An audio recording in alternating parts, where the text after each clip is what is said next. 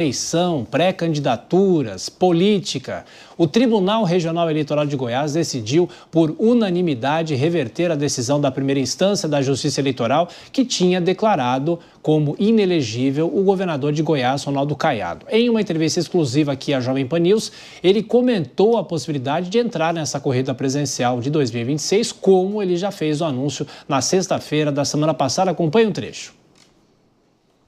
Todos nós, respeitando os nossos partidos políticos, cada um aqui, como eu disse, nós somos, modéstia à parte, a melhor safra de governadores que o Brasil já viu nesses últimos tempos.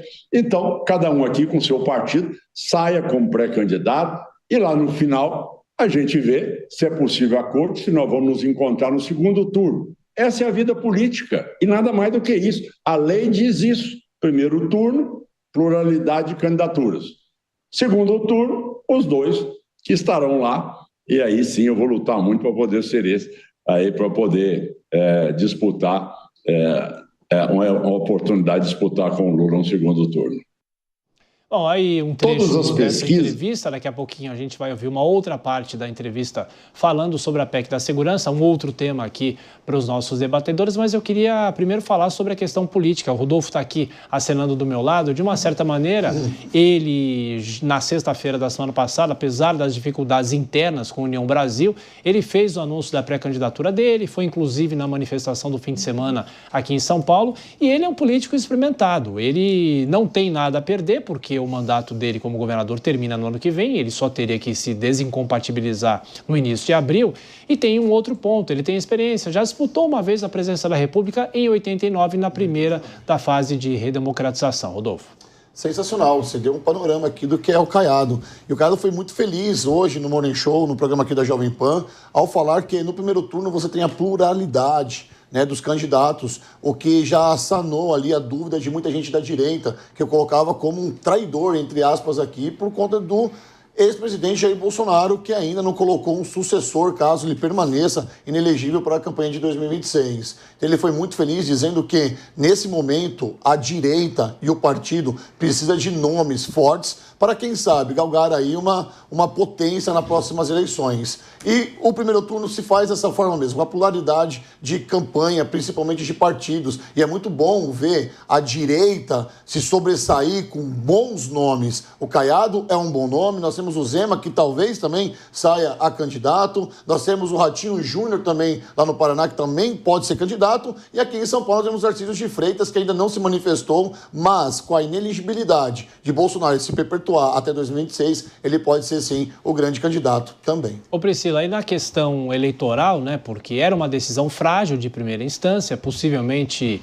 ele realmente ia conseguir reverter isso, e isso abre caminho, né, a não ser que haja uma outra reviravolta, mas de qualquer forma ele tem, então, o caminho livre, é isso? Sim, é importante a gente falar para a nossa audiência que cabe recurso, né, para o Tribunal Superior Eleitoral e que, na verdade, foi mantida a pena de multa que foi colocada no valor de R$60 mil. Então, o procurador entendeu que, por ele ter sido aí, né, feito um abuso de poder político, porque ele teria feito um jantar, né, lá na sede do Palácio lá das Esmeraldas, ele entendeu, nesse ponto, que teria sido excessivo a questão de torná-lo inelegível e retirou essa questão. E, claro, é possível que seja revertida, porque não tem trânsito em julgado ainda, né, Tiago? Eu não sei se isso vai acontecer, abre portas para ele, dá, na verdade, um fôlego, né, maior. Ele estava, vamos dizer assim, atrevido já, porque ele lançou a candidatura dele, mesmo com essa circunstância, então ele está se sentindo, né, com poder aí, e dá, na verdade, para ele mais poder ainda, porque se ele estava com essa circunstância, brecando, né, a questão da elegibilidade, agora, sem essa pedra no sapato, ele vai ganhar força. Inclusive, é bom a gente também dizer aqui que ele até usou, né, aquele cantor, como que ele chama? O Gustavo Lima, para poder popularizar o nome dele. O Rodolfo colocou aqui que ele é um ótimo político mesmo no estado de Goiás, mas ele não é tão conhecido. Então, acho que agora ele passa a fazer, né, conhecimento, até porque ele abriu a campanha dele em Salvador, abrindo o leque aí, saindo um pouco da bolha, que já que ele é bem visto e bem quisto lá no estado de Goiás, eu acho que ele vai passar agora a ir aos estados para poder falar sobre a sua candidatura, que eu, sinceramente, não sei se vai seguir adiante. Talvez, não é, o Pepe, a única questão que temos pela frente é se o União Brasil vai chancelar a candidatura dele, porque o Antônio Rueda não foi no lançamento da pré-candidatura, dizendo que era tudo muito precipitado, mas ele quer se colocar rapidamente, antes de todos, né? Mostrar, estou aqui, não é isso? Não, claro, né? Ele está cumprindo já o segundo mandato dele como governador de Goiás, é um cara que é bem visto, né? Tem boa popularidade no seu estado, não é? E é um cara que retrata exatamente o Brasil que deu certo, né? Que é o Brasil do Centro-Oeste, né? O Brasil que se desenvolveu nos últimos anos, independente da política econômica e social errática de qualquer governo que passou, né, no Palácio do Planalto. Então, ele é um nome forte, né? Ele foi no ponto principal, né? Eu tenho uma inveja danada, Thiago, da direita nesse aspecto, sabe? Porque você olha, por exemplo, para quem pode ser candidato, né? Tarcísio, Zema, Caiado, Bolsonaro, caso ele consiga se livrar, né? Pablo Marçal. Tem um leque de pessoas, por exemplo, que você não vê na esquerda, né? Infelizmente, o Lula, né, com essa tendência de sufocar todo candidato que saia da esquerda, que surja da esquerda, né, e não deixar ninguém sair para ter hegemonia na esquerda, fez um mal muito grande, né, ao espectro ideológico de esquerda, né? Então você vê, por exemplo, que a direita tem muitos nomes bons e a esquerda não tem nome algum, né? E ele foi no ponto principal, né? Se a eleição de 2 turnos serve para isso. Primeiro turno você vota quem você quiser, segundo turno você faz o voto útil, escolhe aquela pessoa que condiz mais com a tua realidade. E só um aspecto que eu queria colocar aqui no que ele falou também sobre inelegibilidade, né? A decisão da Justiça Eleitoral de primeira instância é uma vergonha.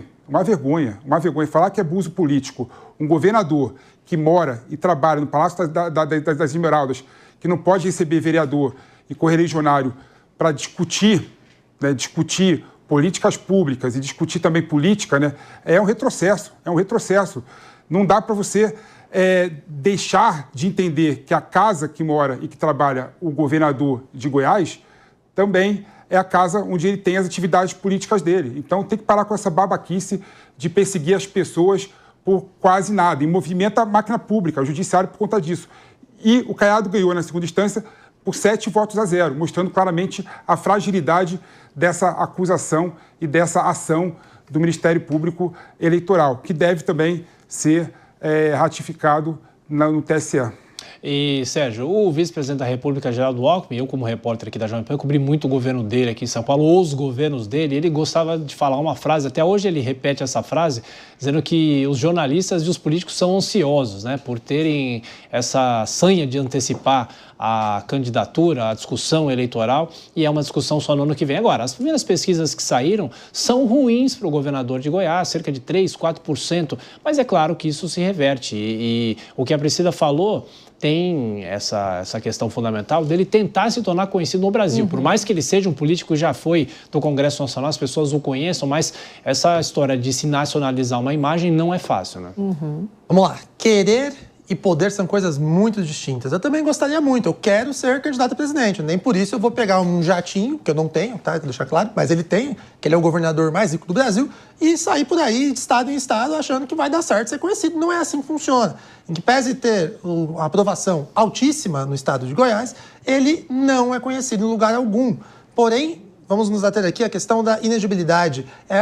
Eu vou pegar a fala aqui do PP do meu lado e dizer o seguinte: o PP elogiou os candidatos, diga-se de direita, vamos dizer assim, dizendo que tem vários quadros bons. Porém, estes quadros são hoje, muitas vezes, perseguidos pelo adversário, já que no lado oposto, em tese dessa polarização que existe no Brasil, não tem outros nomes. Então, eles querem o quê? Começar a cortar e podar eventuais nomes que podem disputar a presidência da República, como Ronaldo Caiado. Ronaldo Caiado tem chance? Não. E essa medida que ele faz agora de anunciar a pré-candidatura sem o apoio do partido, que hoje é base ainda do governo federal, faz em razão daquela máxima de que na política não tem espaço vazio, não tem espaço vazio, não tem vácuo no poder. A partir do momento que ele não tem mais a opção de ser candidato novamente em Goiás, ele precisa ganhar musculatura política, mesmo sabendo que a chance dele é zero. Ele não tem chance nenhuma. A chance que ele tem de conseguir a legenda no União Brasil, ser candidato, é apenas para apoiar o nome indicado pela maior liderança política dos últimos anos e ainda o único que tem chance, e qual político, para eventualmente ganhar as eleições na tentativa de reeleição do presidente Lula, que é Jair Messias Bolsonaro. Caso o Bolsonaro não possa disputar as eleições, existem outros na frente dele. Tarcísio de Freitas, hoje o nome mais indicado, Michele Bolsonaro, Porque não tem chance, Pepe. Não, todo mundo. Todo mundo em relação ao quê? Porque não pode ser o Bolsonaro, pode sair ou o Tarcísio no lugar do Bolsonaro, o Zema e o Caiado. Porque tem que limitar só todo mundo junto. Porque eles serão traidores. O que acontece com quem traiu o Bolsonaro nas eleições de 2022 foi extinto mas é traição, do mapa político. É traição. Você pega lá a Joyce Hasselman, como por exemplo, ela sumiu. Ela saiu de 100 e poucos mil votos. Mas a Joyce era bolsonarista. Depois. O Caiado não foi. Criticou o Bolsonaro. E o Caiado fez o quê? O Caiado anunciou para a candidatura dizendo que não ia. O cara estava no carro de som agora. Porque ele viu que é a única alternativa. A alternativa do Caiado é apoiar o Bolsonaro. A alternativa do Zema é dar amém pro Bolsonaro. O Tarcísio é o único que vem fazendo isso desde quando ganhou a eleição. E ganhou a eleição por quê? Porque além de ser um cara técnico, teve a indicação do Bolsonaro, faz um bom governo. A tua ideia é de traição. A minha ideia uma pessoa que queria se colocar como candidato a presidente da República, né? E foi domingo no carro de som do Bolsonaro. Dá pra que tá traindo o Bolsonaro e querer sair candidato a presidente. Ser candidato é legítimo. Claro que é legítimo. A pessoa pode. Eu acho legal ter muita opção pra direita. Ela faz. Mas que opção? Vamos lá. Simone Tebet, por exemplo. Olha, excelente opção. Quantas pessoas votaram na Tebet? Votaram nela, não votaram? Tem a ver Simone Tebet. Eu vou te explicar o que aconteceu com ela. Virou ministro do governo Lula e cadê? Não fala mais de ser candidata, sumiu do mapa. E quem votou nela, acreditando nessa possibilidade? O ponto, sinceramente. O ponto é que o Caiado tem que declarar apoio para o nome indicado pelo Jair Messias Bolsonaro e assim fazer parte do governo. Não, mas o que ele está fazendo é apenas pegar o partido dele e querer ganhar mais espaço. Ele não pode apoiar o Bolsonaro no segundo turno? Pode, mas isso é um modus operandi que todo político faz. A gente vai cair nisso até quando? A eleição está polarizada entre o governo federal do Lula e o outro adversário. Rodolfo, para fechar com você, porque eu preciso girar o assunto aqui, ainda falando sobre o governador de Goiás, Ronaldo Caiado. Claro. Vai, Rodolfo, vai você. Fico imaginando as pessoas no rádio escutando, quando outras pessoas vão falando em cima do outro. Ô, Zagarino, eu queria saber de você, meu amigo, por que tanta mágoa do Caiado dessa forma e por que uma bandeira tão bolsonarista? É esse o tipo de política que o Brasil está cansado. Sabe por quê? Porque a direita se perde nisso, nesse tipo de discurso que você está fazendo aqui. Olha só, então, vai ser traíra se não apoiar o Bolsonaro. Vai esperar até o último segundo para colocar uma outra pessoa. É legítimo uma pessoa que já tem uma trajetória política se candidatar. Ele tem todas as condições para isso. E eu não vejo como uma trairagem, eu vejo como uma força política da direita nascendo. É legítimo o Zema se candidatar, é legítimo o Tarcísio se quiser sair para presidente, é legítimo falar que tá traindo o movimento. Cara, isso é retrogênio na nossa história política, cara. Desculpa. Bom, deixa eu girar aqui o assunto, ainda falando sobre o governador de Goiás, Ronaldo Caiado. Ele também falou sobre a PEC da segurança e afirmou que o governo está desesperado para aprovar a medida. Acompanhe. Todas as pesquisas, estou na vida pública há muitos anos, você nunca viu a violência ser o item primeiro.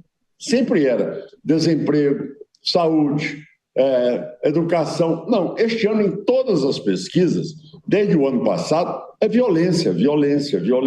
Então, quer dizer, neste momento, o governo federal, que sempre foi, o governo do PT, que sempre foi complacente com essa situação da criminalidade no país, ele, ao se sentir acuado pela população, ele vem e diz, olha, agora nós vamos fazer o seguinte, nós vamos desenhar agora uma PEC, certo? Para poder dizer que nós estamos fazendo alguma coisa.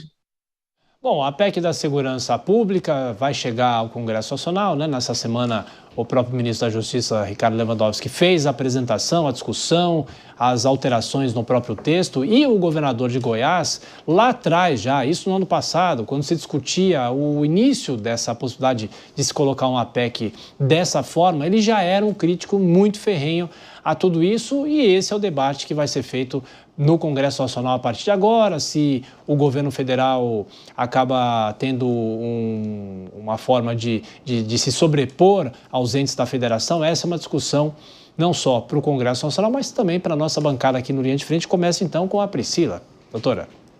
Essa PEC da segurança, na verdade, o governo não está desesperado para aprovar.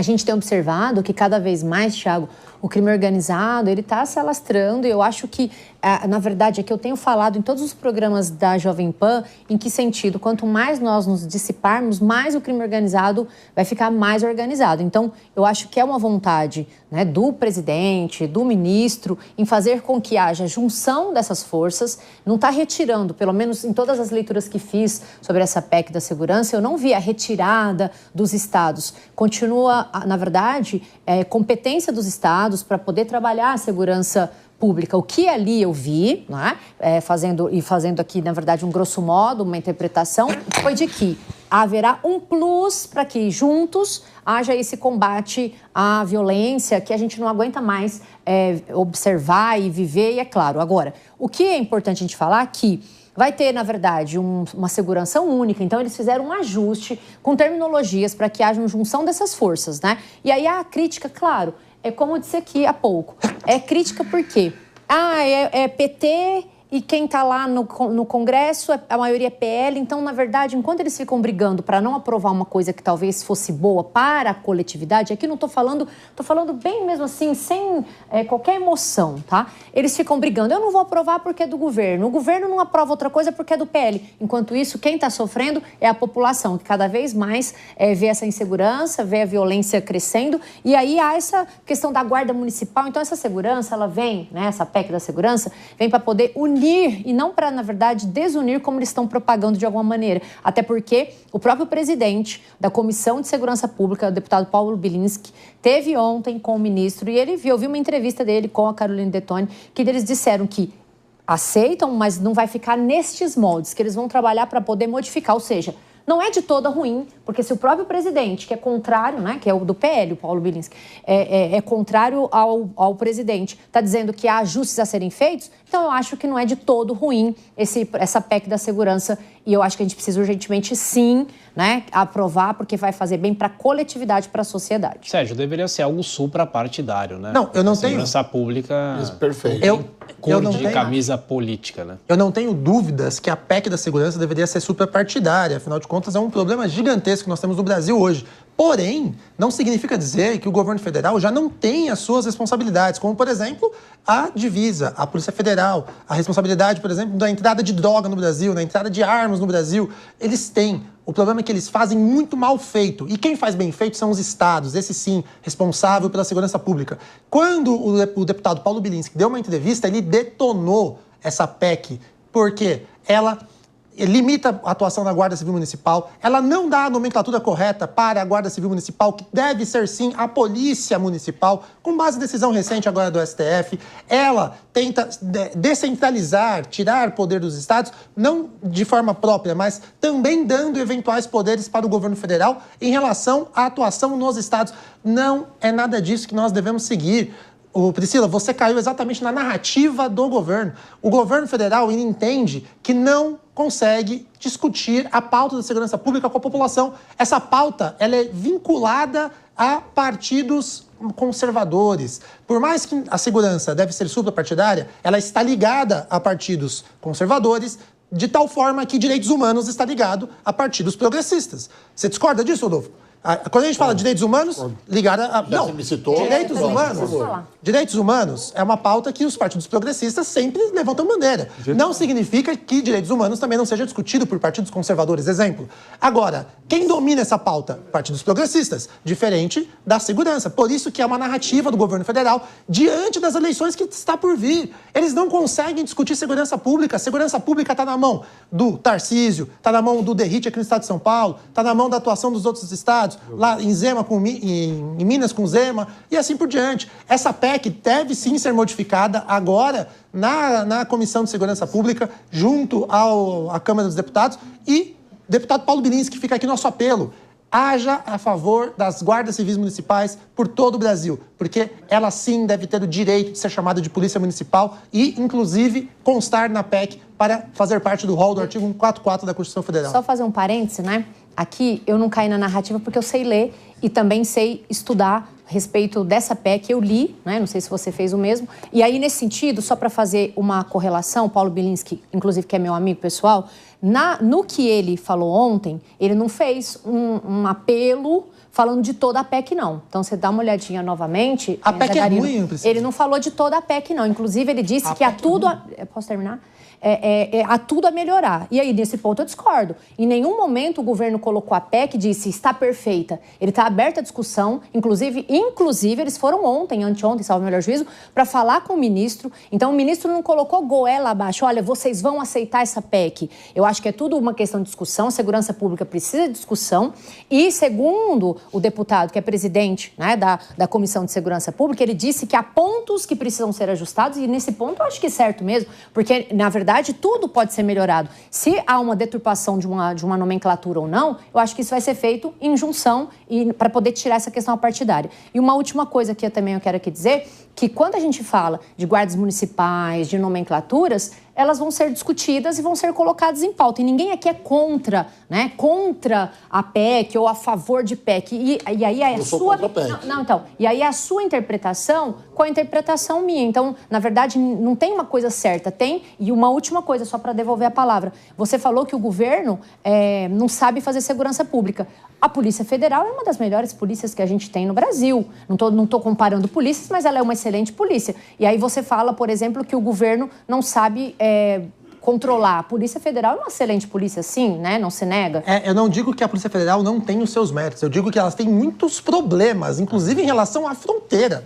Isso é um problema gigantesco. A gente não tem investimento no governo federal na segurança. E isso é, sim, uma narrativa do governo federal para tentar pautar. Mas é do Estado. Não, pô, mas está repetindo de novo o que você falou. PSPP, de novo o que você falou. Eu já não aguento mais ver isso. Foi a mesma coisa que foi há 5 anos atrás. Porque exatamente isso é um fato. O fato é, o governo federal quer tentar trazer para si a responsabilidade do assunto da pauta segurança. Mas é porque é do Estado, né? É do Estado. Rodolfo e Pepe, antes de seguir na nossa discussão, deixa